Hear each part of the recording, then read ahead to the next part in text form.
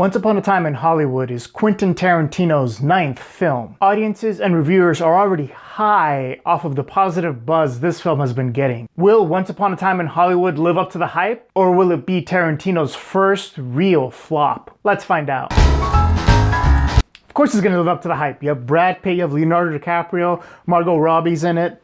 Oh my god, I forgot his name.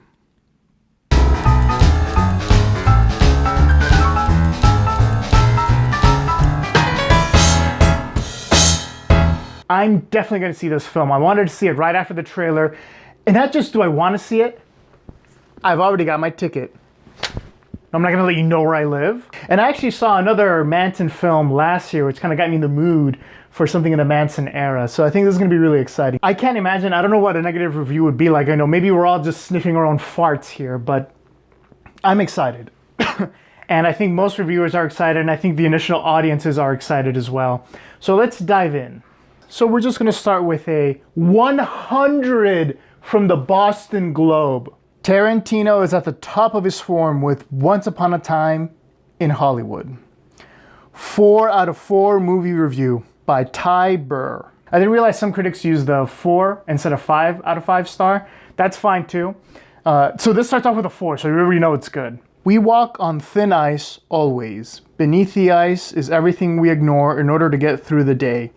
Death, decay, despair, disease. Chaos, in other words. Horrible start. I was super excited. I'm pumped about this film. I see the Boston Globe gave it 4 out of 4 stars. Then you start with this, like, I don't know, like, what is this? This is like masturbatory writing, right? Like, he's just painting this picture. I mean, just get into the review already, right? Have you subscribed yet? Be sure to hit the subscribe button and don't forget to hit the bell. That way you're instantly notified when a new video goes live. The director is among our most devoted, if prankish, priests at the altar of cinema, and he understands that the movies are essential to making sense of an insensible world. Like I said, the first 2 paragraphs really turned me off, but I think this did a little bit better. It kind of paints a background of Tarantino, assuming we know him, but even if you don't know him, you already have this vivid picture of him, so that's good. The byplay between DiCaprio and Pitt is delicious and finely drawn. But Tarantino also follows Robbie's Sharon Tate on a parallel track as the starlet makes her rounds of a city that is at last her oyster. Tarantino gets the rhythms of the late 60s Hollywood exactly right, as well as the colors, sounds, fashion, slang, pop hints, and long-forgotten advertising jingles. See, so the review is starting to get much better. So this guy's clearly a talented writer, right?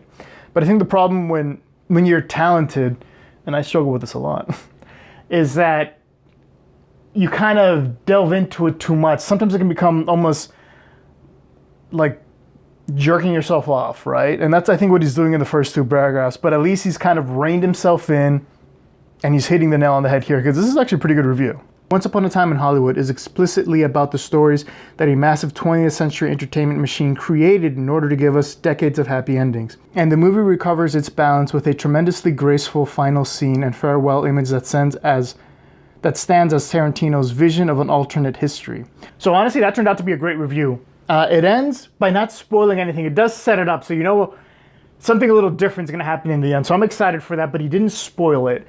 Again, if you ignore the first 2 paragraphs, this is actually an awesome review. The first 2 paragraphs just come off a little, and I know he ties it into the end, into his last paragraph there, but you could just cut those 2 off and you don't lose anything from this review. But other than that, this is a great review. So the Boston Globe goes in the good pile. Now, as we all know, I'm the most impartial person here. So in that spirit, we're gonna pick a negative review. We're gonna look at the New York Post. Review: Tarantino's Once Upon a Time in Hollywood bungles ending. Johnny Olakinski.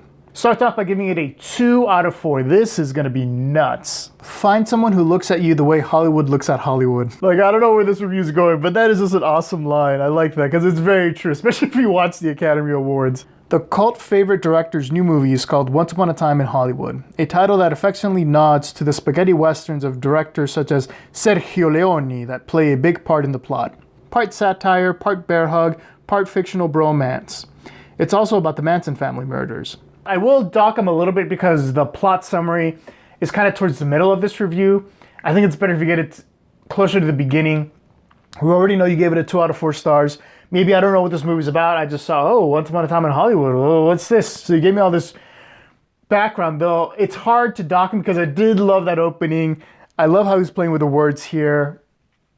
But still, that's the only thing so far is move that summary just a little bit higher. DiCaprio has one of the most moving scenes when he tears up in front of a precocious 8-year-old actress. Tells him his acting was the best she's ever seen. We haven't really gotten to the end yet, right? There's only about 1 paragraph left.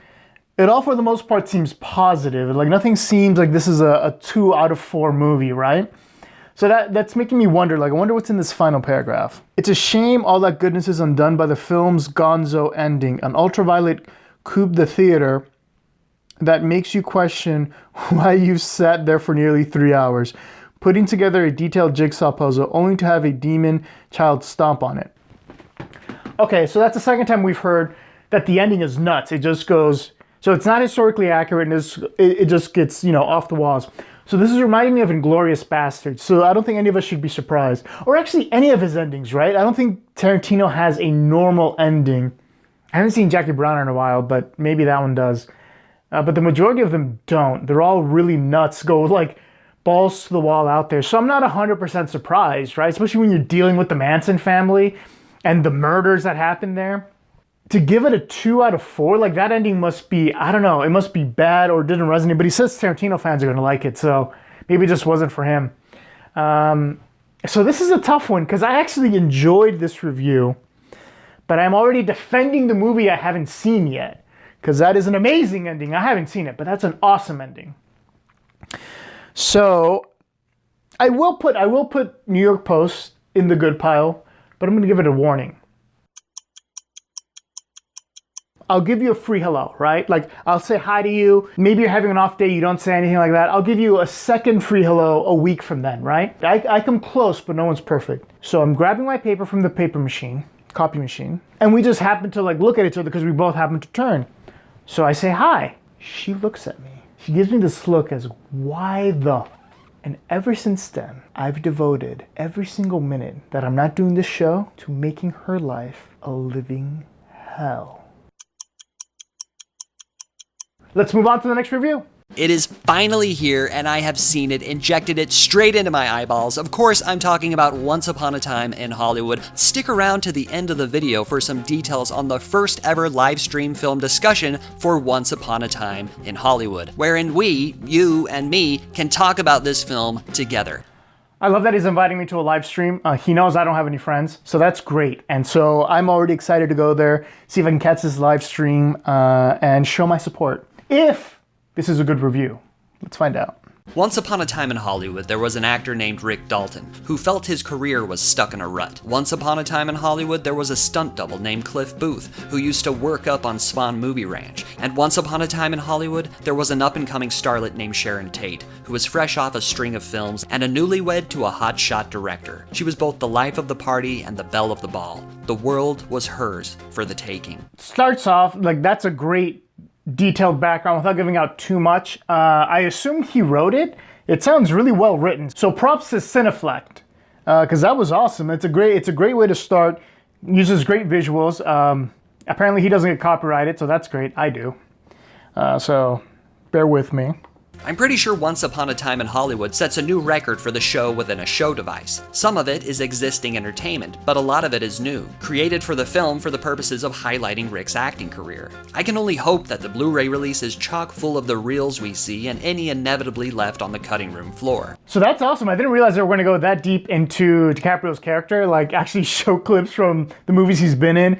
And if it's anything like Grindhouse, I'm super excited, because you're going to have those little montages of films and stuff like that. So I'm excited. I didn't even think about that. Yeah, getting the Blu-rays and watching the deleted scenes, that's going to be fun. I'm super pumped. Now, I won't be venturing into specifics or spoilers for the purpose of this review. Suffice it to say, the third act delivers in the gratuitous violence department, which is practically synonymous with Tarantino, and it doesn't go down at all in the way I expected it would. I found this film to be especially interesting in the overall context of Tarantino's career. Awesome review. So after he goes into the plot synopsis, He then goes into a kind of detailed character analysis of each character without giving too much away. I mean, we already know what's going to happen, but it is awesome how he breaks everything down, and then he ends it just with Tarantino himself. It's a great way to end it. I don't want to give away too much because this is actually a review worth watching. This guy knows film.